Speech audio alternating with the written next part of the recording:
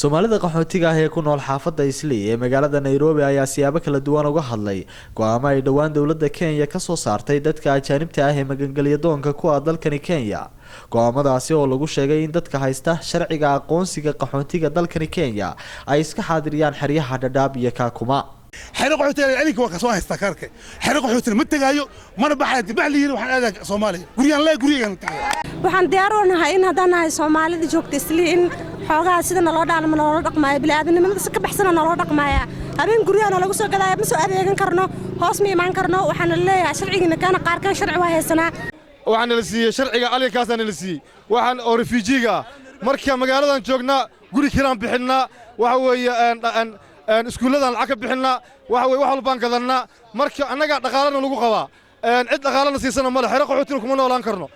inayna yiraahdaan dalka si degdeg ah nooga baxa iyagoo na siiyay alyankii oo dawladda Kenya ay bixisay haddana ay nagu dhahan dalkeena si degdeg ah waa inaad uga baxdaan aad ayaan uga xumahay arrintaas anoo ah maamo Soomaaliyeed xerooyinka hala aado xerooyinka anagu ma aadi karno meeshan aan ku noolnahay intaasaan joognay marka mana doonayna waxaan dawladda Kenya ka codsanaynaa inay fursadna siiso aan waddankeena dib ugu laabano haddii dadka rabaan inay waddankooda ku celiyaan waxaan ka codsanayaa dawladda Kenya inay waqti u qabtaan dadka gurigooda ku laabtaan waddankoodii laakiin waxaan ka xumaay dadka sida loola dhaqmaayo dadka sharciga lahaa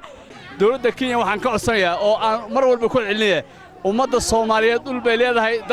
dad ma ahan dhul la'aan ah dad dhul leh weeye dhulkooda way tagi doonaan muddaha loo qabto ha laga daayay qabqabashada maalayacniga